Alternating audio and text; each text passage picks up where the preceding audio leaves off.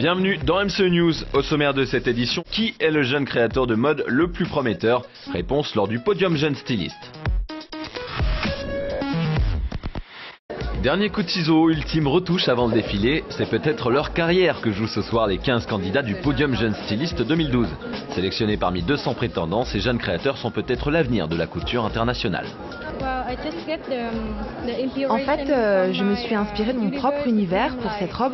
Je me suis servi de la tessellation, c'est une technique qui consiste à répéter des formes. Je voulais que ça évoque une fleur de neige en fait.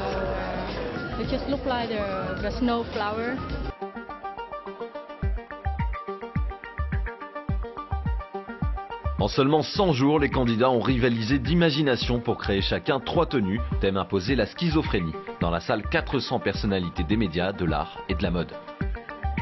Les modèles et le talent qui était présent sur le podium étaient vraiment à la hauteur. Et d'une façon unanime, on a opté pour une jeune fille qui a fait des silhouettes que je trouvais très graphiques, très couture, très pensées, très réfléchies. Très abouti aussi. La grande gagnante, c'est elle, Lou de Testa, 24 ans, des idées, du style et déjà une belle expérience. J'ai été un peu voir outre-Manche et outre-Atlantique ce qui se passait.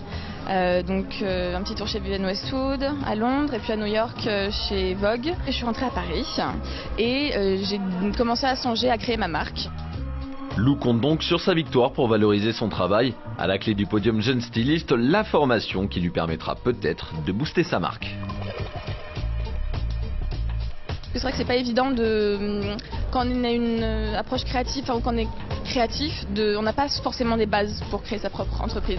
C'est d'ailleurs pour ça que j'ai postulé à ce concours, parce que ça nous offre une formation absolument géniale à l'ESCP de création et développement d'entreprise dans la mode. Paul May, lui, n'aura pas droit à ce privilège, mais ce jeune styliste a aussi séduit le jury. Ses créations masculines lui valent un prix spécial. Il y a eu un vrai coup de cœur.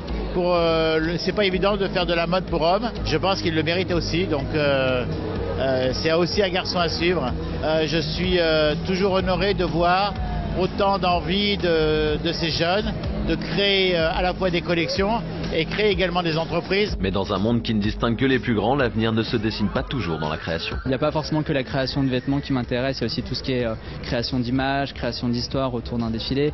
Il y a des choses en fait où il y a énormément de création, mais c'est de la création disons plus dans la partie ombre. Plus exigeant, plus haute couture, le podium jeune styliste a définitivement gagné ses galons de tremplin de la mode. Regardez bien ces modèles et il se pourrait bien que la mode à l'avenir, ça ressemble à ça.